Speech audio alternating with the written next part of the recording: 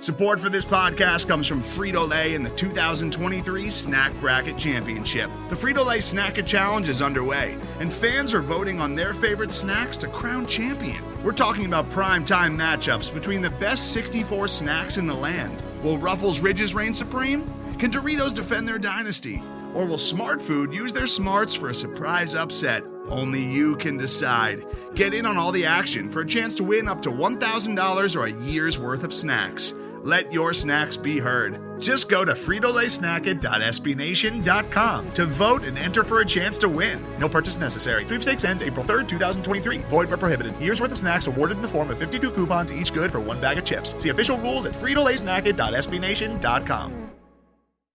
The Black and Gold Banneret Podcast is brought to you by the Unger Real Estate Group, powered by eXp Realty, proudly serving Orange, Seminole, and Lake counties. Call 407-790-9957 or visit WeSellOrlando.net.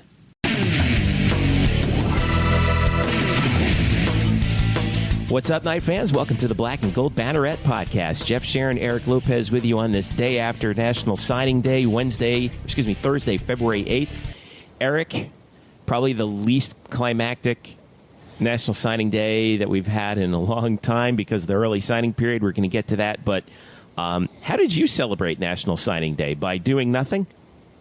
I celebrated by going to UCF women's basketball against number one ranked UConn and experience that. That was my way of a celebration there. Plus, also I interviewed head coach Renee Luers-Gillispie. UCF Softball, my friend, gets started this week, and that's really what I'm looking forward to. I know. We've got that. Baseball's right around the corner, too. Those are the two things we're going to get to in this edition of the podcast. We are going to hit on, obviously, UCF women's basketball against number one UConn and kind of deconstruct that result. We'll talk about men's basketball, and we will preview UCF softball on this edition as well with my main man, Eric Lopez here, and an interview with head coach Renee Luers-Gillispie. Don't forget to follow us at blackandgoldbanneret.com and on facebook.com/blackandgoldbanneret.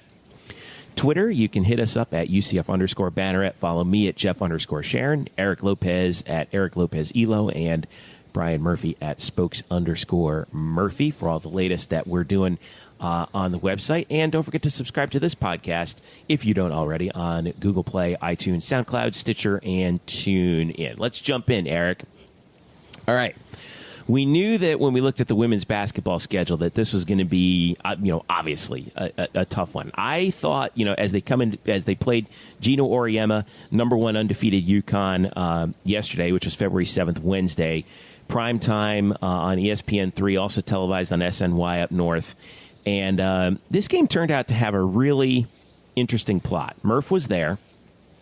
I watched on TV. Yeah. You were there. Everybody was there. It was packed from a media standpoint. I couldn't believe it. 6,100 people, most of them UConn fans. Yeah, that's man. Okay. Yeah. Now, let's get the final score out of the way. It was 55-37 UConn. That was the final. Okay.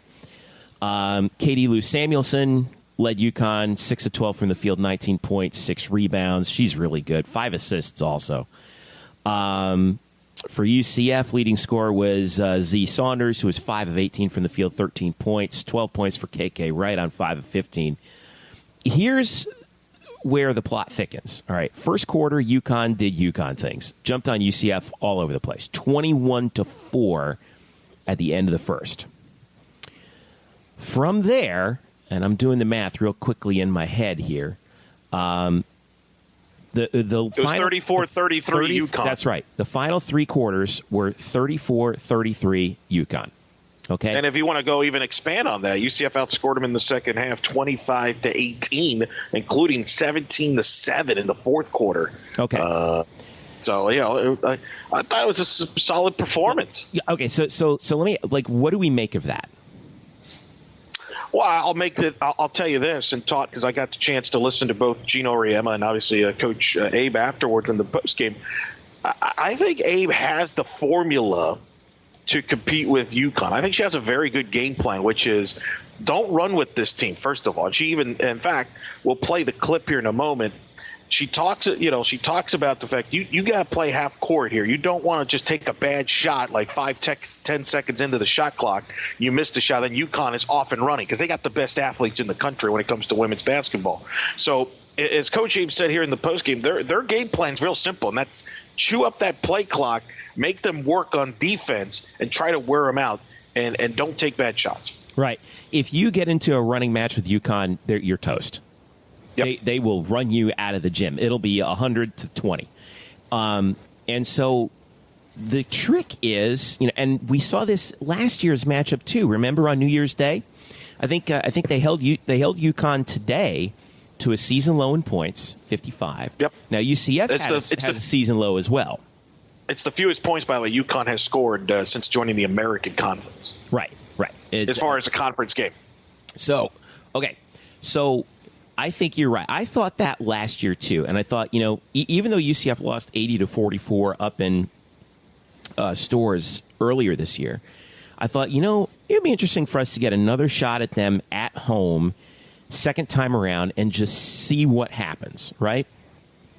And I think we saw some of that, and I think this is going to raise some eyebrows around the country. Kind of weird saying that, an 18-point loss raises eyebrows, but I think it does because I thought it last year, and you're right.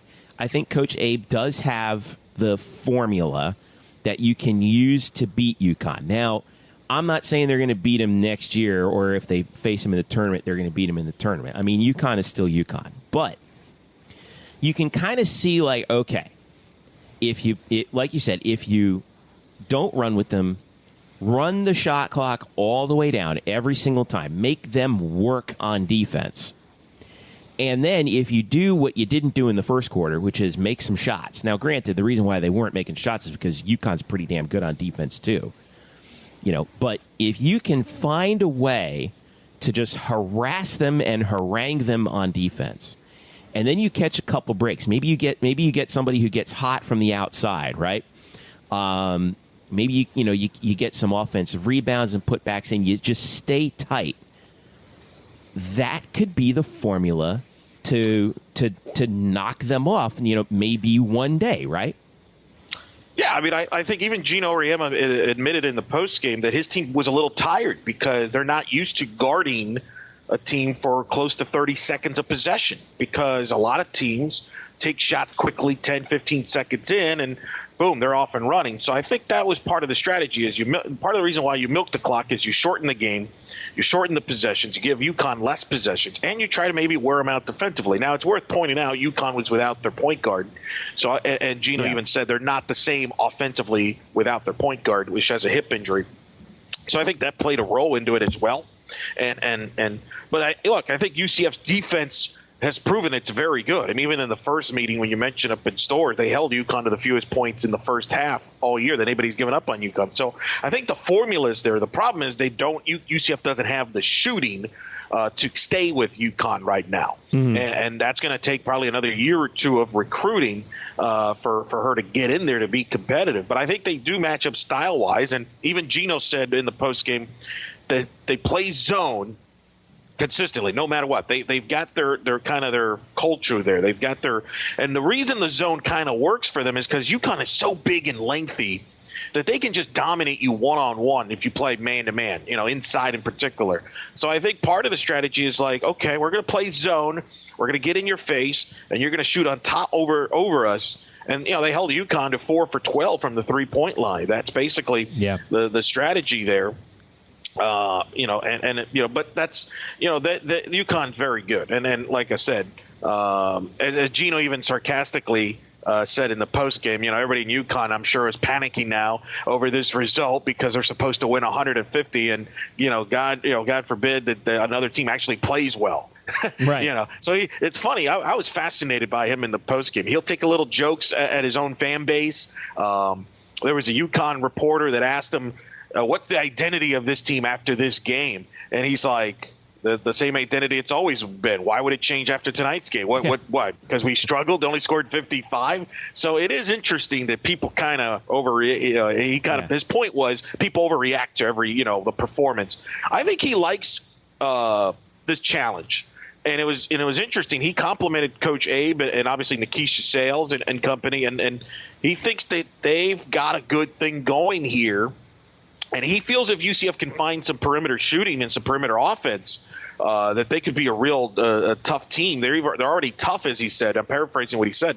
They're already tough. So when you have the ultimate coach in the sport, was nothing more than complimentary to the staff in this program. So I think it was a very positive night for the program.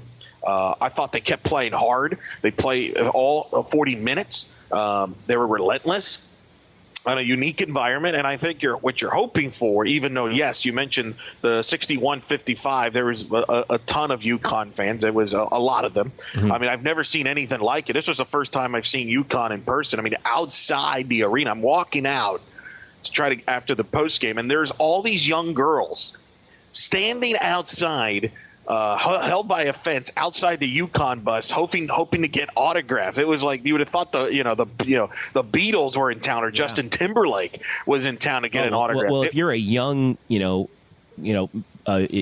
young basketball player, a young female basketball player, that is your Beatles. No, it is, and that was. The student section had a lot of students that were mostly female, and so it was quite a scene from that standpoint. They are the show.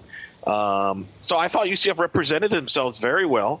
I think obviously the issues are very clear. They can't shoot from the perimeter. They were 0 for 11 from the three-point line was UCF. Even Abe said that was probably too many threes. They know what their flaws are. But the big thing now, I think, moving forward for UCF is now, and she even mentioned it, you can't let this game beat you twice. There's always that letdown, hangover, if you will.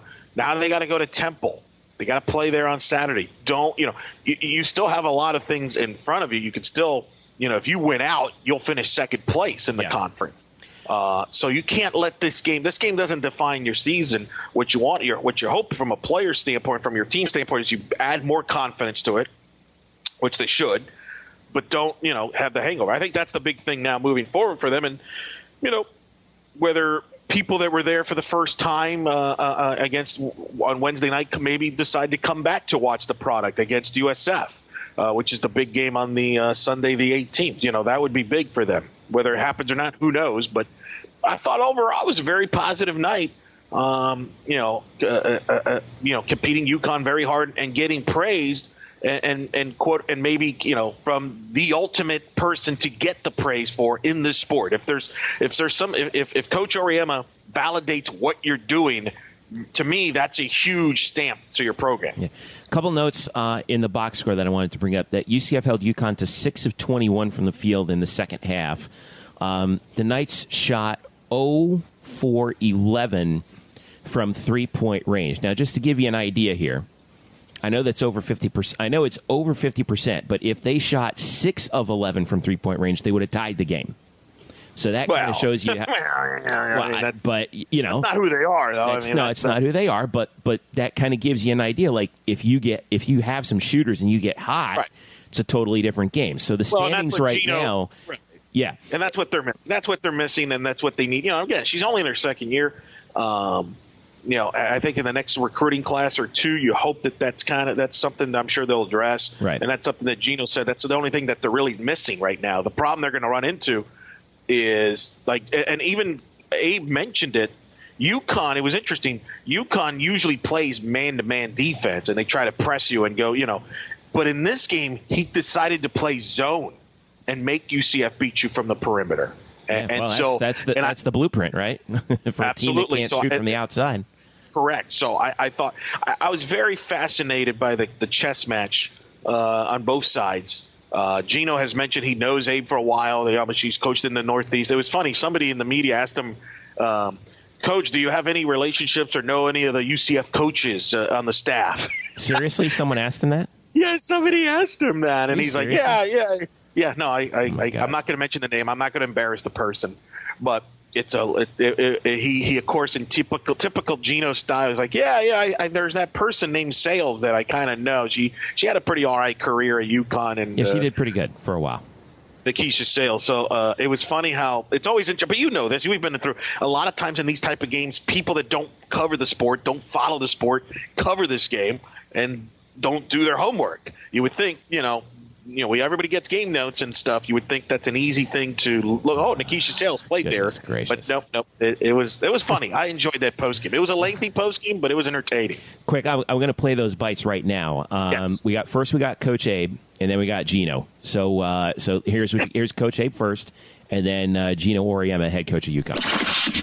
Yeah, I mean, that's the key word, the grit, the determination, the fight. I mean, I'm big picture, we're raising them to be, strong, empowered women and to fight and, do all those things. And I never want them to quit. I don't care what the score is. I want them to fight through the whole game for 40 minutes because you just never know what's going to happen. And, I'm very proud of them. The first half, it wasn't good. And then the second half, we came out and we really fought. And to out-rebound a team like this is pretty amazing, and to hold this team to, 18 points in 20 minutes is just remarkable. And obviously that says a lot about our defense, it says a lot about our press, and that says a lot about our fitness. I mean, I said it last game, our fitness is really pretty good, and to be able to do that against this team that their pace is unbelievable is pretty amazing. The players are better, they play harder, they have a plan, they have a style of play that's unique to them, It's not like they're the only team in America to play zone.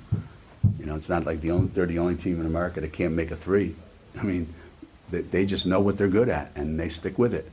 And, their coaching staff recruits the kind of players that fit what they want to do. And, if you want to beat them, you're going to have to outwork them because they work really, really hard. All right, so that was Coach Abe first, followed by Geno Auriemma. UCF right now in the standings, 16-8 overall, 8-3, tied for third currently in the American. USF is in second at 9-2 in the conference, and of course UConn at 11-0. And I'm trying to check the schedules coming up. I haven't seen.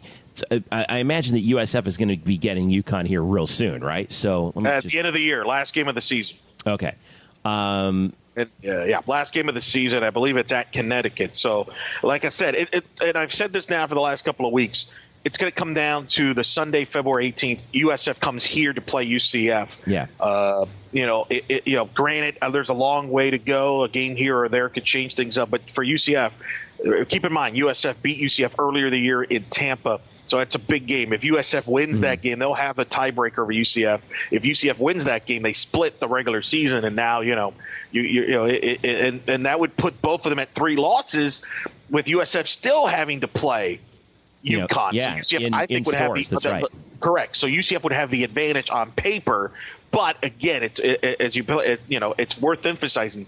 That's why this Temple game is big. You can't look past this game. You can't lose this game at Temple because all of the advantages would be negated. And that, USF lost to Wichita State earlier this season. Mm-hmm. So you just never know in this conference as we head down the stretch here. One additional note, Houston does not play UConn again the rest of the year. But the Knights do have a game at Houston on February 24th. That's their last road game of the regular season. That'll be on the American Digital Network. Next up for UCF, like you mentioned, Eric, Saturday at Temple. That's on the American Digital Network. And then they have 8 days off before the Sunday noon tilt with USF at home on February 18th, Sunday, February 18th at CFE Arena. All right, let's jump over to men's basketball real quick because, well, we were hoping that so much for turning the corner. Yeah, I really thought, but how big was that loss on Saturday to Houston? I mean, they were right with them the entire game, but just the scoring just betrayed them. They could not find the shooting when they needed to. BJ Taylor, I thought, ended up trying to do a little too much down the stretch, and Houston's good. And you got to find other guys out there. I think this team just misses having the shooting that Matt Williams gave him last year so much. 69-65 was the final on Saturday at home. And then you come back after that. You go on the road to Cincinnati. Well, not really to Cincinnati. I mean, you're playing because of the arena renovations. They're playing at Northern Kentucky's gym. But Cincinnati's number 6 in the country Tuesday night, and you go in there and you get beat by 37, 77-40. That was a rough game to watch. They were down 20 at halftime. Only one player in double figures for UCF was Cesar De Jesus. UCF as a team shot 28% for the game, 13 for 46, 0 for 14 from three-point range. While Cincinnati, 26 of 66. Let's give some props to the defense on there, but just it was just a rough game. They hit 10 threes, Cincinnati did, compared to UCF's 0, obviously. This is the danger zone for UCF basketball because they got one more road game coming up Sunday at Memphis. That game is going to be on CBS Sports Network, 4 p.m. on Sunday, before they come home for the game against USF on Wednesday on Valentine's night. Where are we right now? Is the season, they're right now they're 14-9, 5-6 in the league. Is there anything that you look at and you're like, okay, there's still reason to hope here that they can finish strong? Well, the Houston game hurts. That was the game that could have gone either way there. I mean, Gray, but they're good. I mean, Gray is he is unbelievable. He's going to win. He should be. I think he's the player. He should be the player of the year in the American Conference. He made plays down the stretch.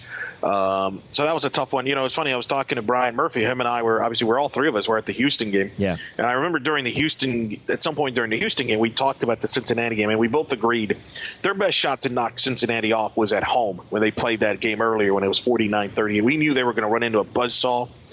Cincinnati's really, really good. I mean, this is a team that I think probably is underrated in the nation right now. I think they're a legit national title contender. The way they play defense, they can 14. stop anybody. You could see them just tying a team like Duke, Carolina into knots. Trying to defend. Well, and what's scary is they've always been very good defensively under Mick Cronin, but he's got depth this year and firepower offensively. Yeah. That's what's make them. Like a couple of weeks ago, they were down 18 to Houston in the first half and came all the way back and pulled away.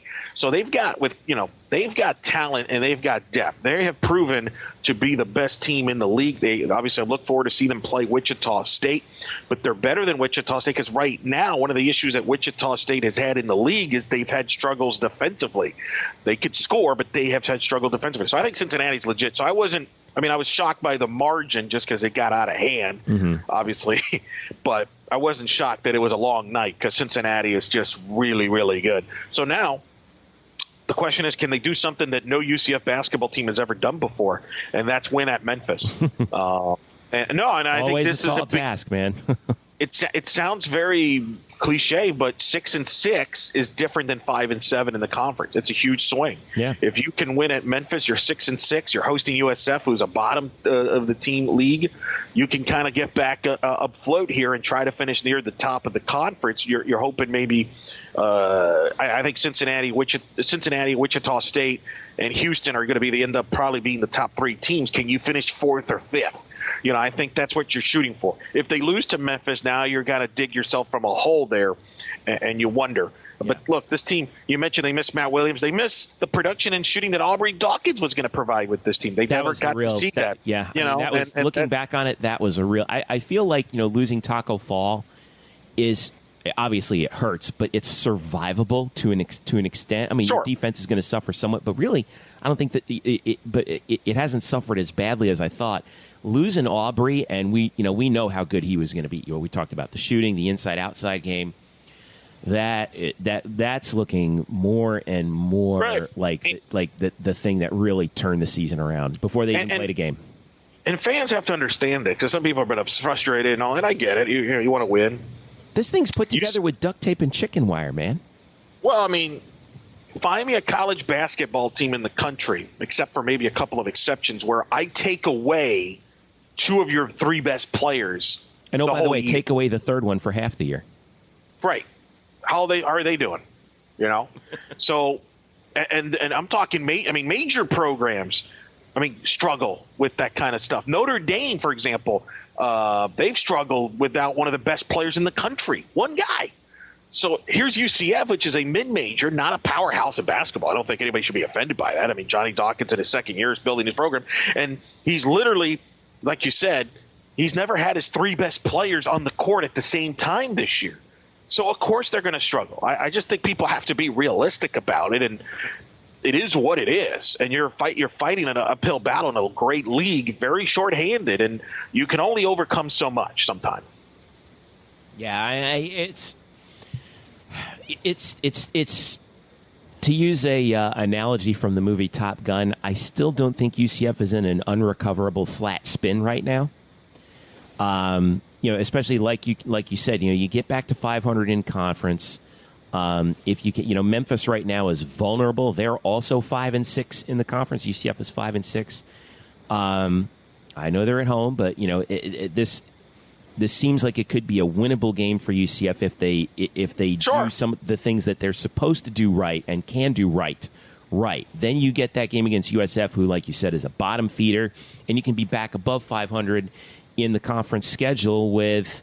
Looking back, SMU, a big game. SMU on a Saturday 11 a.m. tip, which is a big game. A game that 4 of your last 6 at home. Yep. So they're not.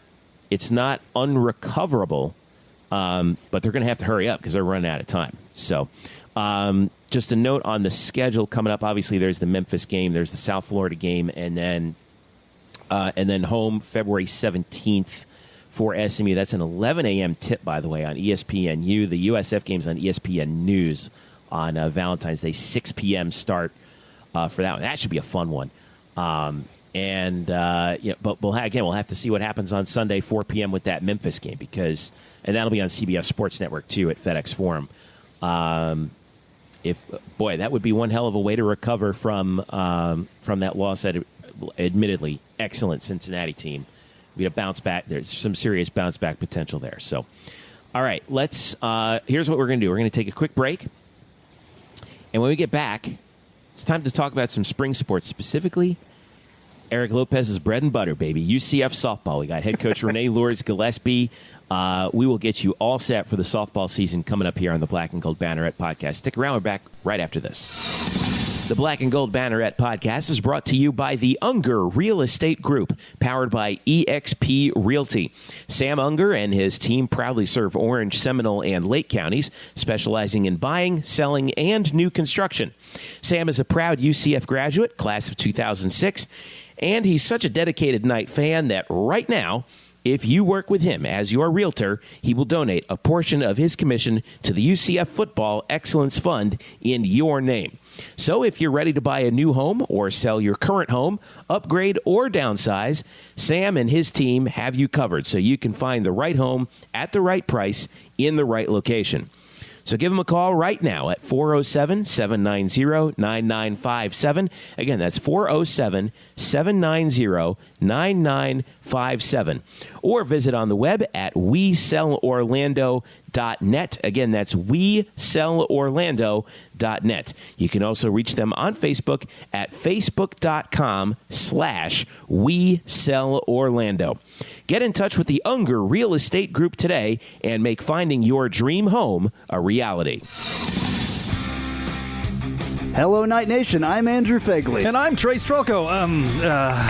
Where are we? This isn't our usual spot. It looks like we've landed in the Black and Gold Banneret Podcast. Oh, yeah. I've heard of those guys. Nightline has UCF sports covered. Week in and week out, we bring you interviews with newsmakers and in-depth analysis of UCF sports. Subscribe to our weekly podcast on iTunes, SoundCloud, Stitcher, or wherever you get your podcasts. Be sure to subscribe to Nightline on YouTube, like us on Facebook, and follow us on Twitter at UCF_Nightline. Trace, can we go back to the 1148 studios now and start working on our next all-new Nightline? How do we get out of here? Go Knights! Charge on.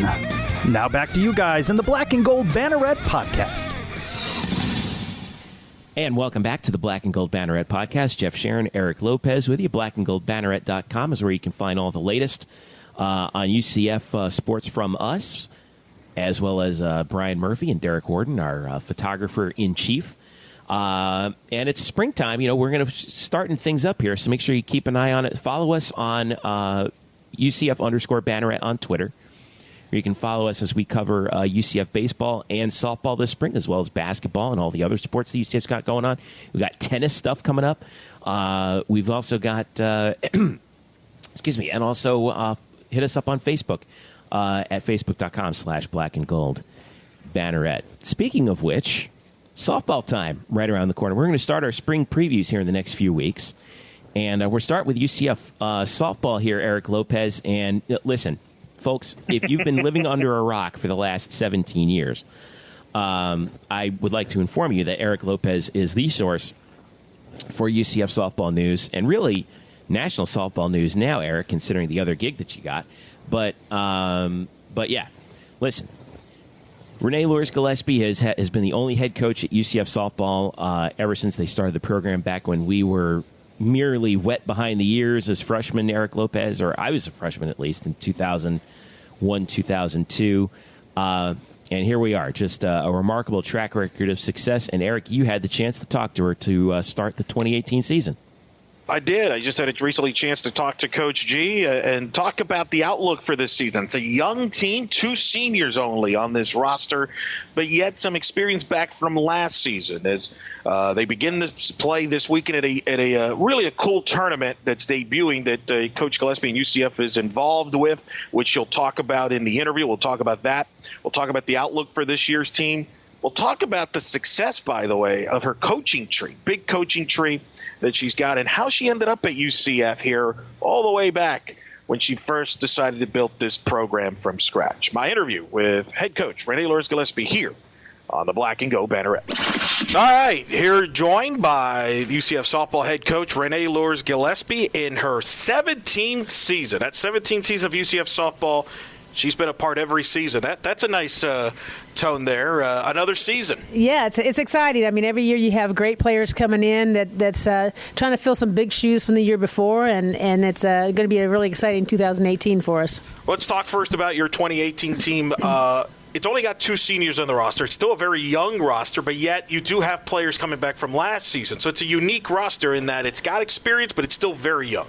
Yeah, we are very young. Our 2 seniors are great leaders for us, Courtney and Megan. They do a great job on kind of handing down the expectations of this team and of this program. Those were the 2 that were there with conference championships, so they know how to get back there, how to get to the regionals and how to work hard. So they're passing down the torch and really working hard with a new freshman class coming in, which is a very strong freshman class for us. You speak of Courtney Roten and Megan Greenwell. They were part of your 2015 team that won the regular season and conference championship, ranked in the top 16. Have you noticed that they've kind of taken control of this team? Has that been part of it? Only being the only 2 seniors, knowing what it's like to be at the top. Have they kind of, sometimes I've seen it when you turn into a senior, you're kind of a different person that year because it's your last year. Yeah, I think you have that tendency to kind of look to the next stage when you're a senior, but you look at Courtney and Megan, and they're very strong in what they want from the season and what they expect out of their teammates. And both of them lead in different ways, but they are coming out with a very strong sense of accomplishment of what they want to accomplish this year, of being able to get to a super regional, being able to have that opportunity of postseason play. So they're feeding that into the rest of the team, and they're very excited about what this season will have for us. Another player people know about, Cassidy Brewer, of course, entering her junior year, can catch, can play first, can play second. Does it all for your team. Talk about her, how she's looking here, getting into her. Hard to believe. It's her junior season. I thought yesterday she just walked on campus, but here we are. She's already a junior. It does feel that way. I mean, with Cassie, she was one of the first ones that we knew since she was a 9th grader in high school and followed her with her older sister playing for us at first base. And now she's out coaching with Danielle. And you see Cassidy really coming in and being a great junior for us. She's the only returning junior we have, along with 2 transfers, with Brooke at first base and Aaron at short. But Cassie's kind of locking in that junior class, and she's been one of our top hitters for the last 3 years. And we're looking for her to be in her 3rd season, be able to do that for us again. And that's the thing. She's so valuable, not only what she can do with her bat, but what she does kind of defensively. She calls a good game as a catcher. If you need her to play first, she can play first, she can play second, which is very important in softball. You need to have when your player can play multiple positions, and you ask them to do it, and they can do it at a high level. Yeah, she's definitely one that can play a lot of different positions for us. We're very fortunate that, her freshman year, she played a lot at second base and played a little bit at first base. And now last year we needed her as a catcher. She stepped right in and did a great job with helping out as a key catcher last year, and again this year. I mean, she's coming in with with a lot of experience behind the plate, a lot of experience of calling some big games for us last year. She's caught Aaliyah for a full year, so they know each other really well, and that combination is going to be really strong. We also have Alyssa Oaks that's coming in as a transfer that's actually going to be helping us out behind the plate also with Cassidy. Young girl that used to come to your games 10 years ago. That's kind of wild now, where you're starting to get players that came and watched your program play, and now here we are 10 years later. She wanted to be a UCF Knight because she came to games like 10 years ago. Yeah, it was a lot of fun when we got her in and got her signed, and we got a little picture back that she had on her birthday while she was here on the field. I think she was 10 years old on that birthday, and came out and threw out the first pitch and got to be a part of our program. To have her here now, 7-8 years later, it's really a neat experience to have that. You mentioned obviously the rest of the infield. Obviously shortstop's always the question. Brittany Solis, a 4-year starter. You've had 3 shortstops that have started all 4 years of their career. Stephanie Best, who's in the UCF Athletics Hall of Fame. Tiffany Lane, who was part of 2 NCAA tournament teams, including the 2008 Conference USA Championship team. And Brittany Solis, who was part of 2 championship teams, 2015 American Conference champion, 2014 American Conference champion, a 3-time NCAA tournament appearance. Not an accident that she was a part of that, and people may kind of be surprised. They might look at the offensive numbers. They didn't jump out, but was a great defensive player. So now you got to fill that position. It's an important position for your defense. How is the shortstop looking? Yeah, when you talk about that, I mean, we had some great shortstops over the years. It is a very tough position to fill with the amount of talent that we've had in the last 17 years. And we look at Erin coming in. She's a transfer from Idaho, and she's just does a great job at shortstop. She's a definite leader coming in as a junior, so she's got experience under her belt. Aubrey's been playing shortstop. She was a second baseman last year for us, and she's moved over to shortstop, doing a great job at short for us. And then Caitlin, she came in and really is kind of a third baseman, but also a shortstop, played shortstop in high school, and is kind of filling in that hole over there also. And then we just have a great comeback now with Tamisha that they can play short and third. So Tamisha is now back on the roster and really looking to get some depth in any one of those positions with her help.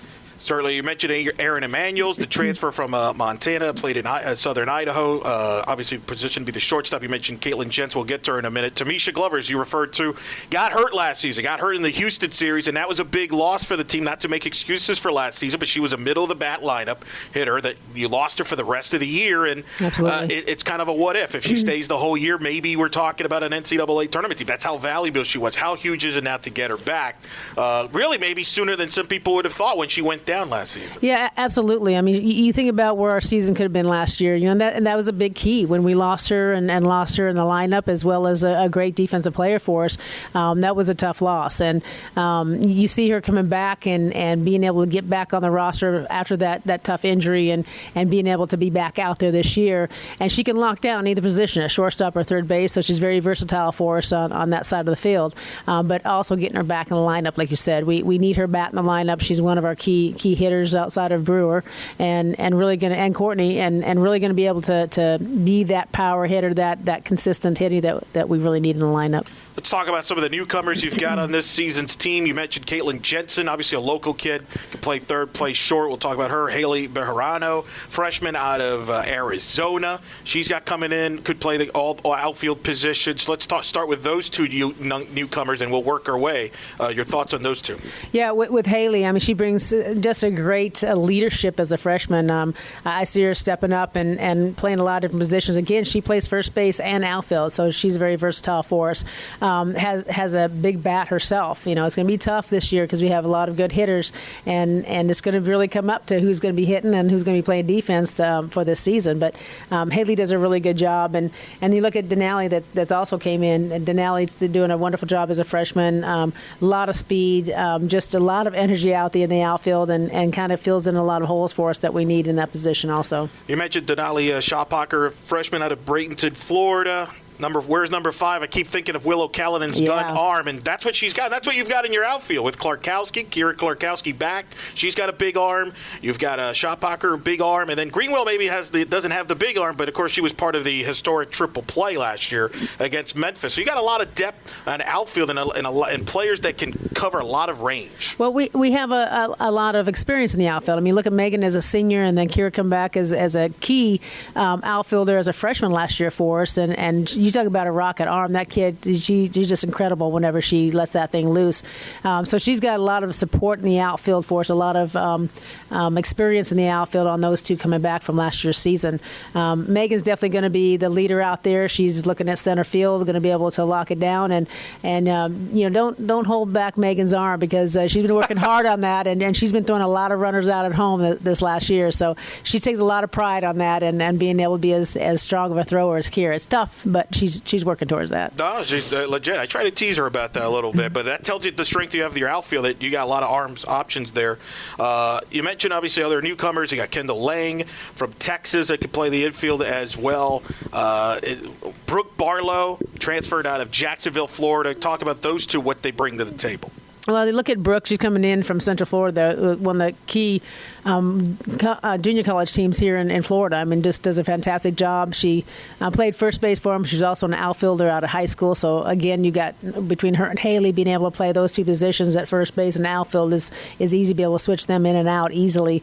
You look at down the road, we also have Kendall Lang, that she's versatile. She plays a little bit second base, outfield, a lot of speed, slapper. She's going to give us a lot of versatility as well. You got Jasmine that's going to be coming back. She's been out for a couple of weeks, but she's back, and she's going to be strong. Also as a first baseman, plays second place, plays shortstop. A lot of depth in those areas. She's going to give us a lot of power in the lineup as well. Coming back as a starting freshman last year, and now having that kind of experience is definitely going to help us.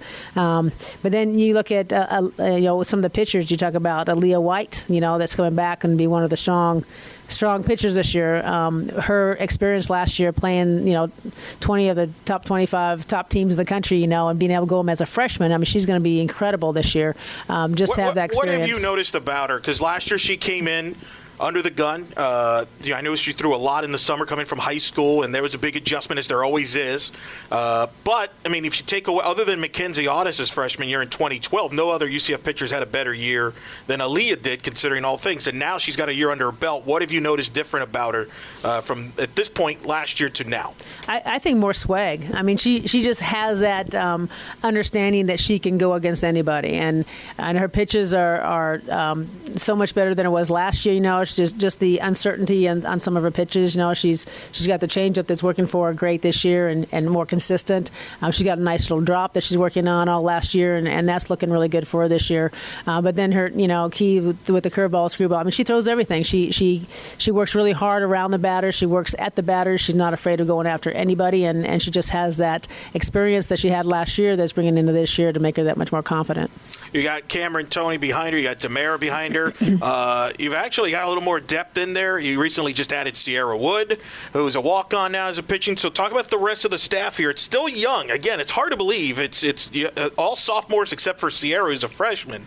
I remember I've talked to Shelby Turner. He was your All-American pitcher. And she said it took her about a year or two before everything kind of clicked and it made sense. Is that kind of what you expect from this pitching staff, having gone through the ups and downs from last year and the experience that, as you get into this season, now there's certain things that will click that didn't click last year? Absolutely. I mean, you look at as relying on freshmen last year to go through the season was tough. We lost our senior pitcher, and our freshmen had to step up, and they did a great job last year, being able to lock a lot of games down for us, and now being able to have them back between Aaliyah and Demara and Cameron. Those three are just the dynamic group of pitchers. They're working so hard together and definitely feed off of each other.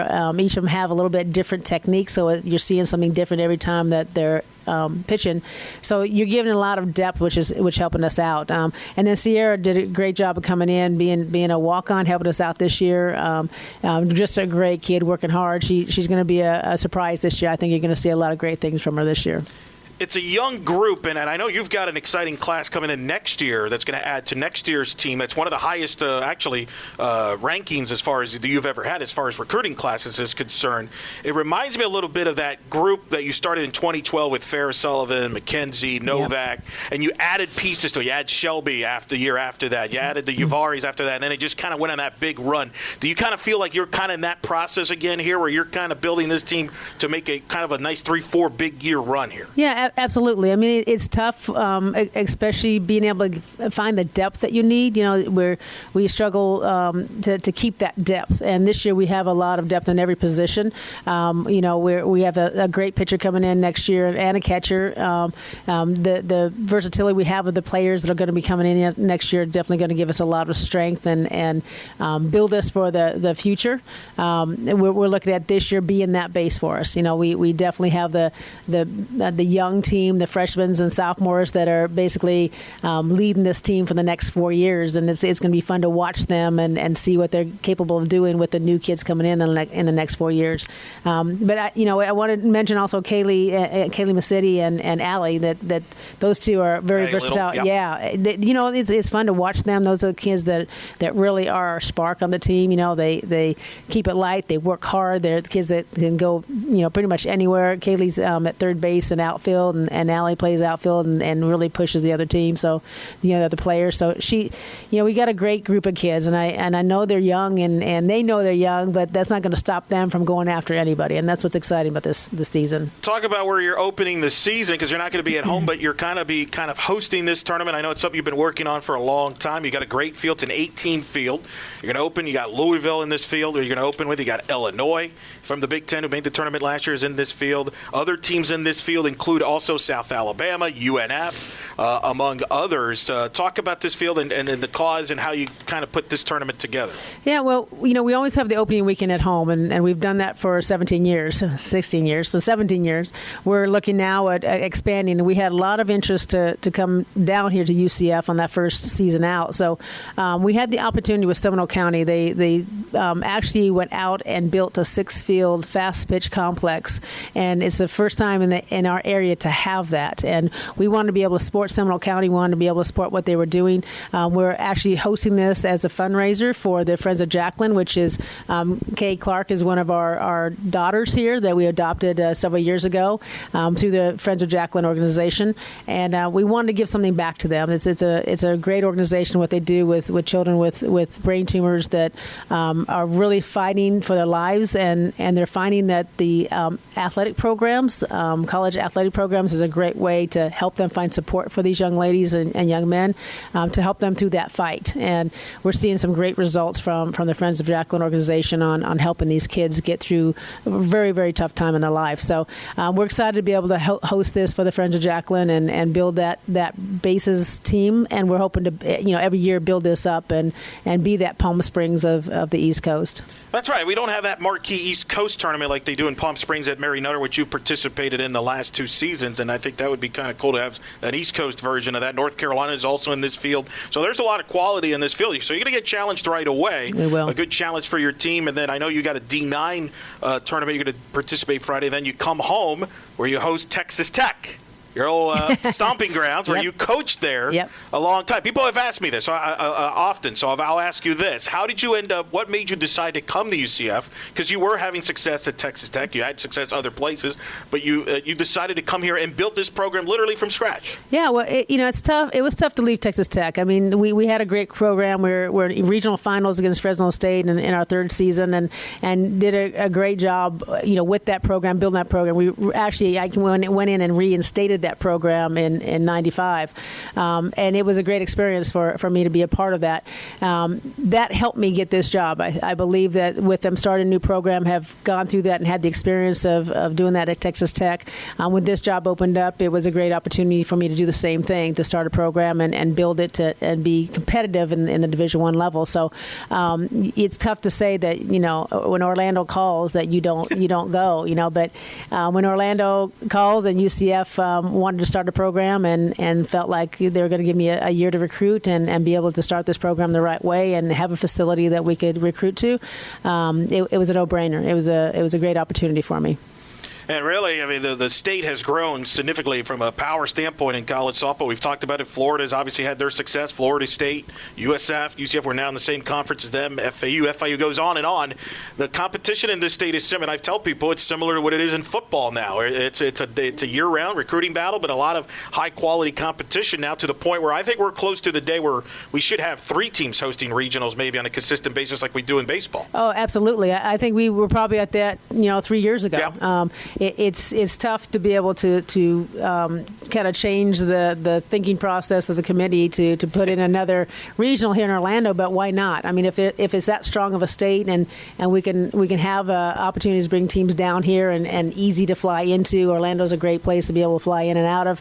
Why not have another site here? And so we're definitely working on that. We have to keep our program up and be able to stay in that top 25 and be able to compete against those regions to be able to have that happen. But I definitely think that's down the road is that's possible. No, and it's changed. And your arriving helped that. Tim Walton's arrival to Gainesville. I mean, that's kind of the arrival of all of you coming in around the same time frame really helped this state grow, I thought, from a sports standpoint. Whereas I think, but prior to that, obviously Joanne Graff at Florida State had her success. But other than that, there really wasn't a lot of talk in softball in the state of Florida, let alone in the South as well, because obviously it was a West Coast sport at that time. Yeah, you're absolutely right. I mean, it's you look across the board from South Florida and us being in the same conference, which is very tough, to Florida and Florida State. FAU and FIU are always competitive every year. You have North Florida and Florida Gulf Coast. Yep. Every program you see that is divisional. We got 13. Am I right? 13 Division I universities here in Florida.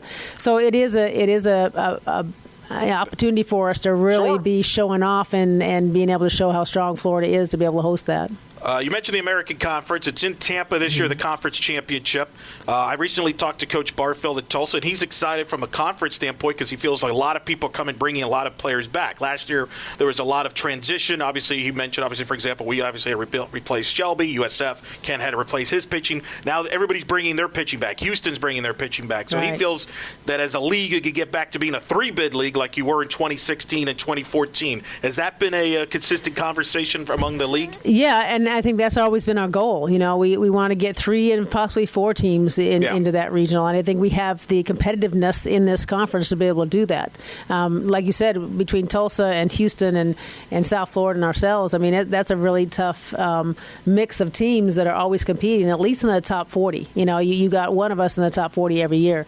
So it's Tulsa got preseason top 25. Yep. So we have the strength in our conference to do that. It's a matter of being able to show win-loss record and having the right RPIs to make sure that we're all doing what we need to have that vote. League added Wichita State, too, which was recently in the NCAA tournament in 2016, too. So you added a little extra depth there as an 8th team member now in the league. 2 quick things. People have always asked me about this as well, so I'll ask it. Who was your big influence in getting into coaching softball and playing softball? Oh, wow. Probably my high school coach, Rick Dillinger. I mean, he's the one that started me as a pitcher. He said that he needed somebody that was big, strong, and ugly so they wouldn't have boyfriends. So I guess that's how I started. But he's one of my still to the day, I call him and talk to him all the time, and we joke about that and how you start as a 14-year-old and pitching for the first time. Now you're seeing kids at 5- and 6-year-olds that are starting to pitch. But, we didn't have high school ball. Ball was the only thing. We didn't have anything before high school. So Rick Dillinger was just a huge influence on me on not only in high school, but getting me an opportunity to play in college. He helped me find a scholarship to go to Kirkwood Community College. And then from there was able to help me find the scholarship at West Texas State where I played my final 2 years. And he's just been influenced. You talk to him, every week. We talk sports, we talk softball. He's got a daughter that he wants me to recruit that's 10 years old right now. And I'm thinking about it because she's going to be pretty good. His son is my godson, and that's how close our families are. And my godson's daughter is pretty darn good. So, I may have to stay in this a few more years to get her here with me. And then what got you into coaching? It's funny. Melinda Fisher actually gave me my first opportunity at Illinois State. She was just a great coach and admired everything she did. And my husband was actually at Illinois State coaching football at that time, and they were needing a volunteer pitching coach. So I came on board and kind of helped her out, and one thing led to another. Got the job at Joliet Junior College as the basketball softball coach, and then got the job at Bradley University, and then up at Texas Tech. And if it hadn't been for Melinda giving that opportunity to step into that as a coach and getting the experience and realizing it was definitely something I loved doing, I probably won't be here today. So yeah, wow. she definitely helped me out in that aspect. That's exciting. That's good to know. See, people wanted to know. Now you know.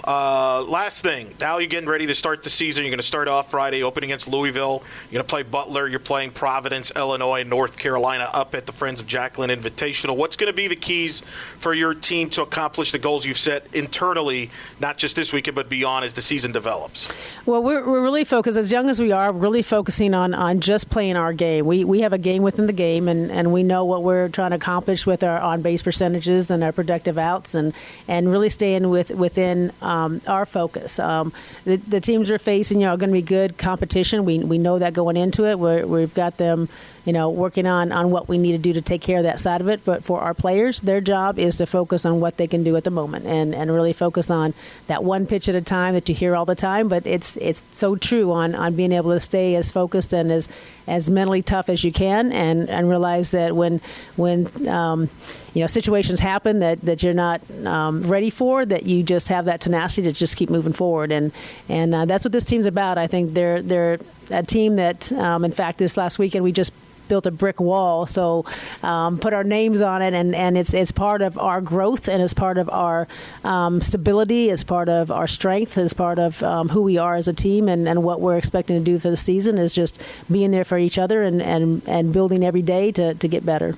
And you got the staff obviously helping you. Trina Prater is new, comes in, All-American player at LSU, NPF career, tremendous, speaks for itself. SEC Player of the Year, has been an assistant, has been a head coach. It's really been a nice comfort fit here, I could tell from being around. And obviously you got Tiff Jordan, who's a Hall of Fame player at Youngstown State, played in the Canadian Youngs teams there. She knows what she's doing. So you got a staff here that's played, has coached, has got a lot of experience, a lot of flexibility you got there. Oh, incredible staff. Definitely blessed to have the staff I have right now. They work so hard for these players and so hard for this program, and they see what we're all after. They understand how to coach up these kids and how to get them ready for this season and what needs to happen to put it all together. And they've got so much great experience between the two of them. It's so much fun to be out there coaching every day, because it's a new experience for all of us to be together and kind of have the same heart and the same mindset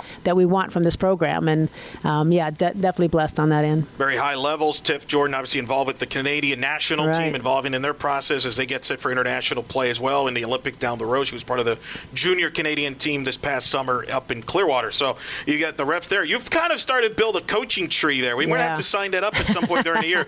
You got Lindsay Enders, who's starting this year head coaching at Stratford up in Virginia. In fact, they're going to play in Florida this weekend to start their season. You got Mackenzie Hoon, who's up at Palm Beach Atlantic as assistant.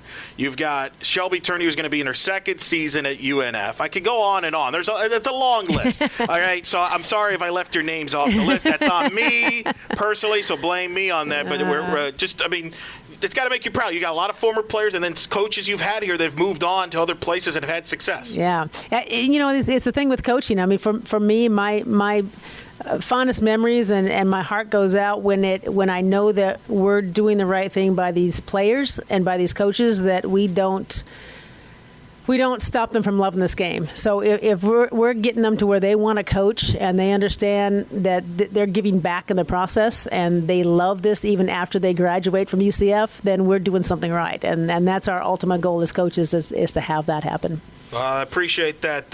You're a big part of their success as well. We'll do that tree at some point. It's a long, big list. Yeah, it'll take us a couple years to put that one together. It's a big one. Coach, thanks for joining me here. Thank you, Eric. Get ready. Good luck this season. We'll talk to you down the road. Thank you, Eric. All right, there it is. Thanks again to Coach Gillispie for talking to me and putting up with me for now, let's see, since 2007, really, officially. She's been putting up with me now, so I've interviewed her for a long time. We've done this before. But look, I mean, Jeff, as you heard in the interview there, it's a young team, but she's very excited. Obviously, getting Tamisha Glover back is huge. As we talked about, she got injured in the Houston series, and that hurt them big time from a defense and offensive standpoint. So to get her back is huge.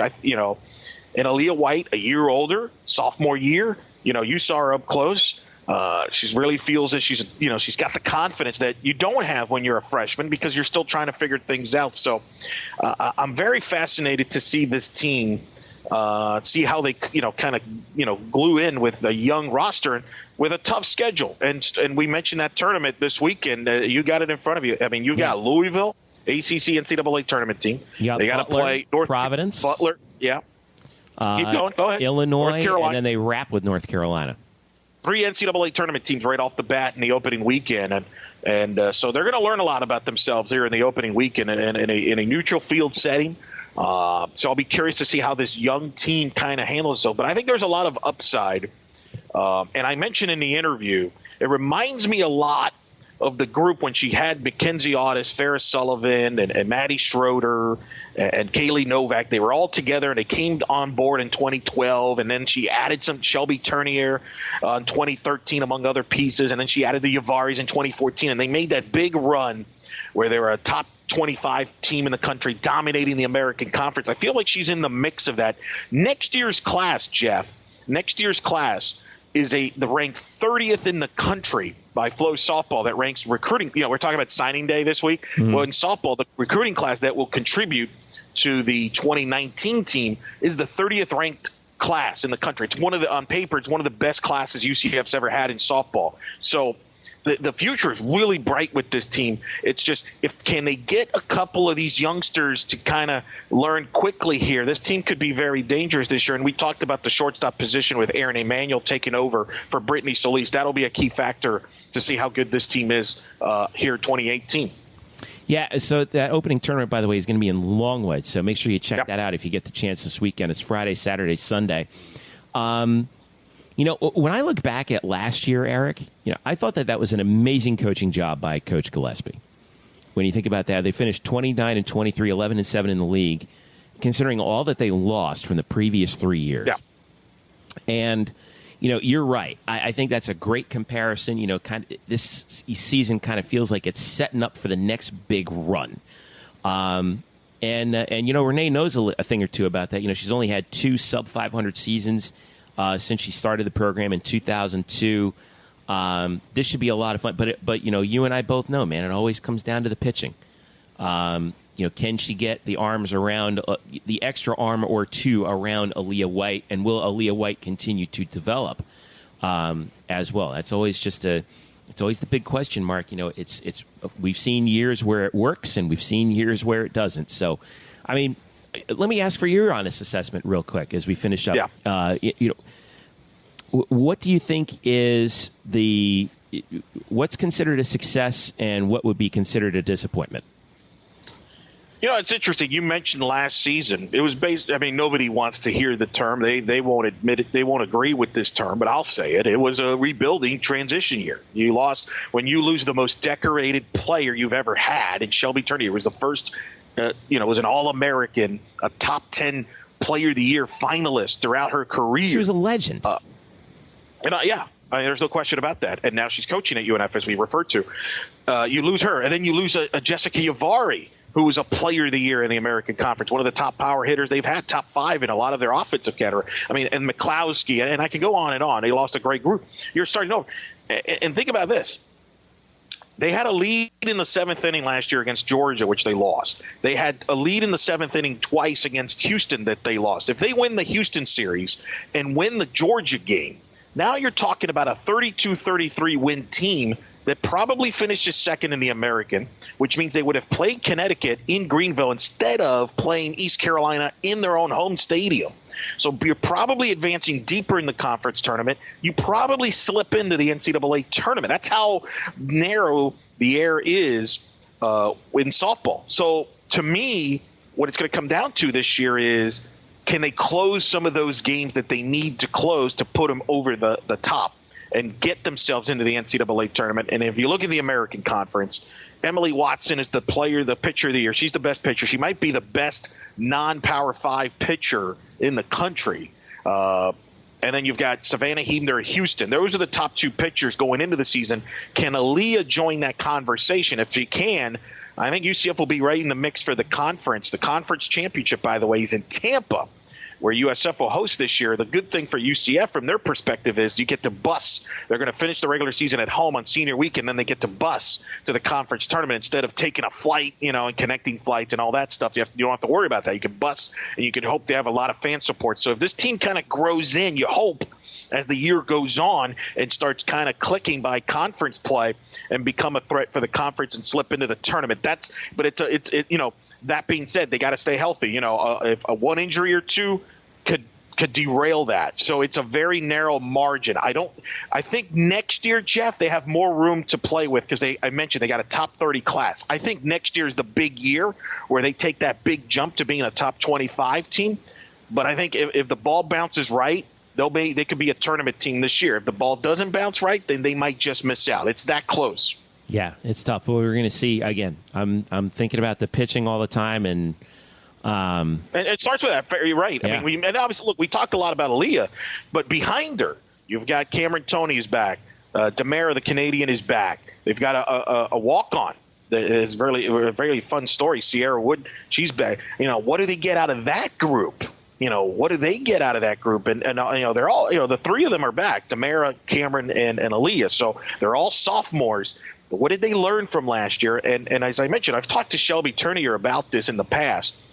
For young players, it sometimes takes them a year or two before it clicks mentally. Mm-hmm. So is this the year where it clicks for them, where they realize, oh, this is what I need to do. Oh, I get it now.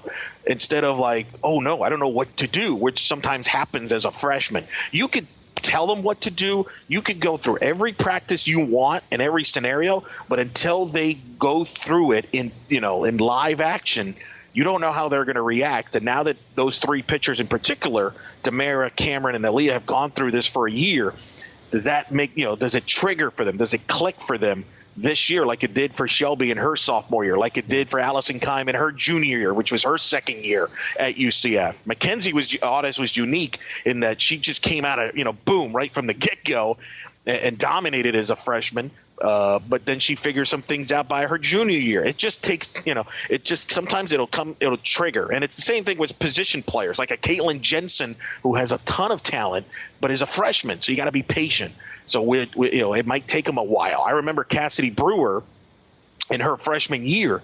She was barely hitting over 100 for the first month of her freshman year, and there were fans calling for her to be benched.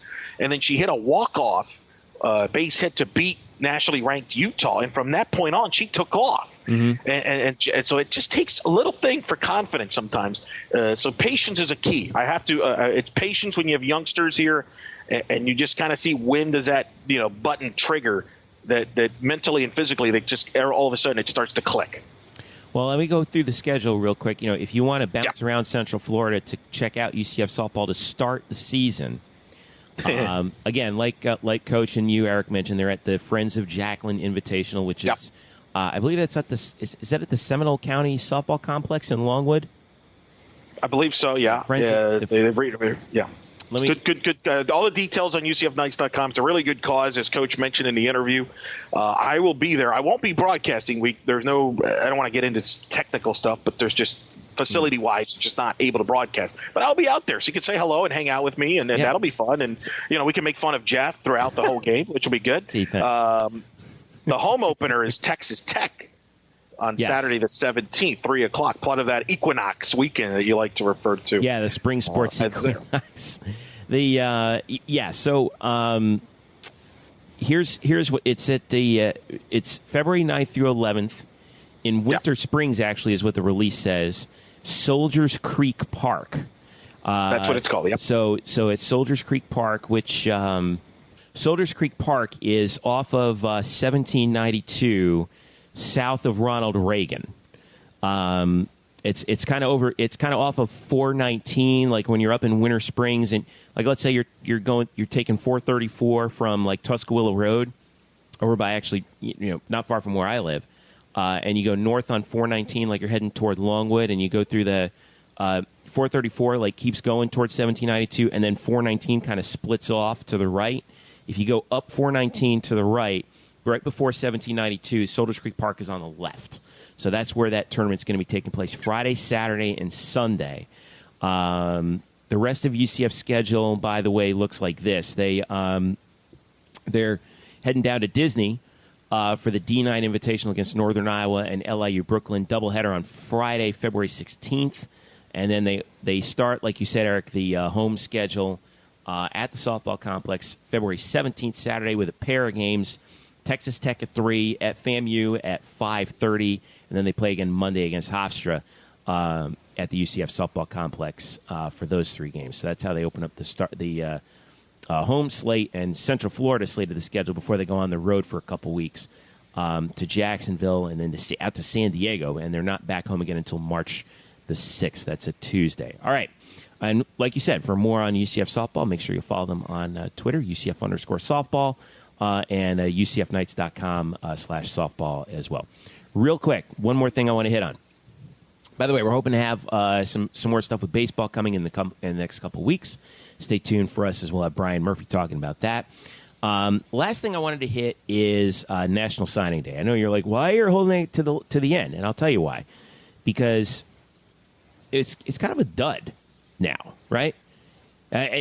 Because we have the early signing period, pretty much we knew everything that was taking place, and so UCF added a couple names on National Signing Day, but that was pretty much it. I think one notable name was Kevon Ahmad from Colleyville, Texas. He's a wide receiver.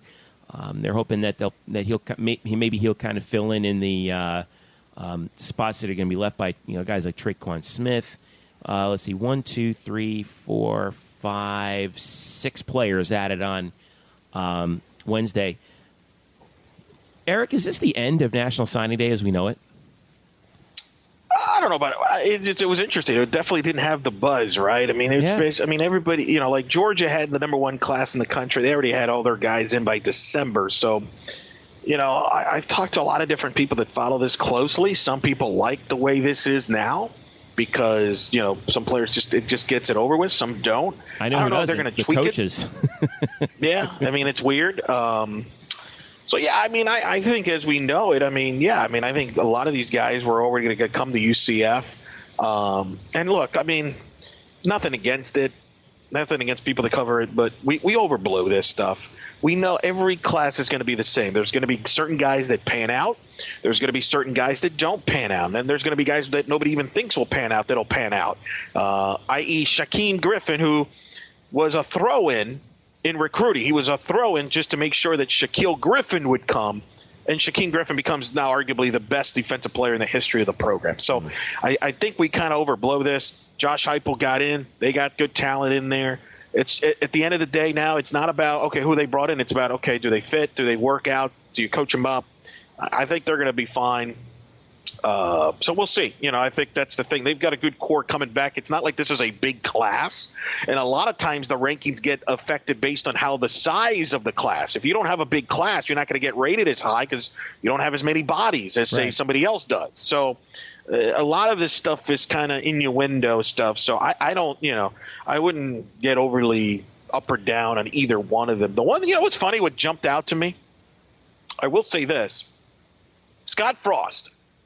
People said, what was one of the criticisms that people critiqued about, you can't go to Nebraska? What was one of the criticism that people said about why you can't coach at Nebraska, why Nebraska, quote unquote, is not a good job? Because you can't recruit.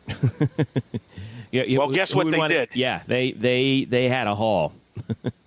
They got near top 25 class, depending on what you look at. And he got kids from California. He got kids from everywhere. So, well, I think what everyone around here was scared of was he gonna scoop up a bunch of Florida kids? And I'm actually looking at their 2018. I see 3, 4, 5 kids, 6 kids from the state of Florida, including one from Orlando, Braxton Clark, who's a corner. UCF, by contrast, had 10 players from the state of Florida out of the 19 that they signed. So. All the hoopla in December about, he's recruiting while he's coaching us. And everybody got players. Everybody's got players. Yeah. Plus, and that feeds into the narrative that I always like to talk about when it comes to recruiting is that, you can't evaluate these classes right now. You have to evaluate them 5 years afterwards. And I got a piece going up on blackandgoldbanneret.com looking back at the recruiting class from 5 years ago, which was 2013. Sort of reevaluating what they were what those kids looked like based on some of the rivals.com rankings that are out there. And you'd be surprised. You'd be surprised at how some of that panned out in the aftermath. So yeah, I mean, the bottom line is, as a fan, I'm happy to see UCF still recruit the state of Florida well. I mean, I think that UCF did so poorly in the state of Florida for so long under George O'Leary. Now it's to have at least to have more than half the class come from the state. Is still a big win for UCF. Not to mention a couple kids from Georgia. I saw, was it 2 kids come from Georgia in the most recent addition. Only 1 kid from Orlando, but that's fine. He's still recruiting South Florida. That's where you want to be. So we're hoping to have a little bit more on recruiting, how it went in the last little bit, and we're going to find out with this first class. Under Josh Heupel, what he's looking for. I know one thing: he's looking at a lot of offensive linemen because he added a whole bunch. I think he had 7 offensive line. I got 4, 5, 6 offensive linemen. So, yeah, I mean that's going to be a need going forward. So, anyway, that will do it for recruiting. Eric, what do you got coming up this week? All right, so as I mentioned, I'll be with softball. I will be out there covering that tournament. It's an 18 field, so. UCF's playing there. Obviously, you mentioned the games they're going to be playing against, but I'm also going to watch some other teams. UNF is playing there. Shelby's obviously on the coaching staff there. Jeff, Shelf Counter. So I'm going to see some of them because I got to do some side work for Fast Pitch News, who I work for, and you mentioned on the national side, softball. In fact, my latest Fast Pitch News softball podcast, which also will include this Coach Gillispie interview, and a lengthy season preview of the whole year, and I go in depth in the American Conference in that episode. Among other conferences. So if you're a softball fan and you're listening and you want to get more in depth to see what UCF is kind of going to be competing against, you can listen to that episode of In the Circle on Fast Pitch News. It's on fastpitchnews.com. So that's up right now. But I'll be out there. So hopefully you guys can say hello. And then I have a American Digital Network broadcast coming up on Valentine's night of all nights, as myself and Despina Barton will be calling the USF women's team against SMU. So I'll get a look at USF before they come to Orlando to play UCF in that big War on I-4 game on the Sunday the 18th. I'll see them on Valentine's night as I'll be calling the game on the American Digital Network with Despina. So I got a lot on my plate. And then, by the way, and then I got to get ready for the home opener in softball even after that. So the times have become busy, as they say. Yeah, well, I mean, here we are with the spring. We got our equinox coming up, and it's going to take a lot. So I will be I don't have anything going up, but I will be doing PA for that USF women's basketball game, but that's on the 18th coming up. But yeah, like we said, we had a lot of we've got a lot coming up here in the next few weeks. We're hoping to see what basketball can do. We're following women's basketball really closely. And then, of course, softball and baseball. We're really going to start ramping up our coverage here in the next couple of weeks. One final note before we go. Congratulations to DJ Killings, who obviously graduated from UCF, was a part of the 2013 recruiting class, finished up in 2016, landed on the Philadelphia Eagles. He's a Super Bowl champion. So congrats to DJ on what was exciting and football game in Super Bowl 52. Yet another UCF player with a Super Bowl ring. So congrats, DJ. Let's wrap it up. For Eric Lopez, I'm Jeff Sharon. Thank you so much for listening. Make sure you follow us at UCF_Banneret on Twitter, Facebook.com/BlackandGoldBanneret, and subscribe to this podcast on Google Play, iTunes, SoundCloud, Stitcher, and TuneIn. Follow Eric at Eric Lopez Elo. Follow me at Jeff_Sharon. Follow Brian Murphy at Spokes_Murphy, and Derek Warden at _DS Warden. For all of us here at Black and Gold Banneret, thanks for listening. This has been the Black and Gold Banneret Podcast. We'll catch you later on next week.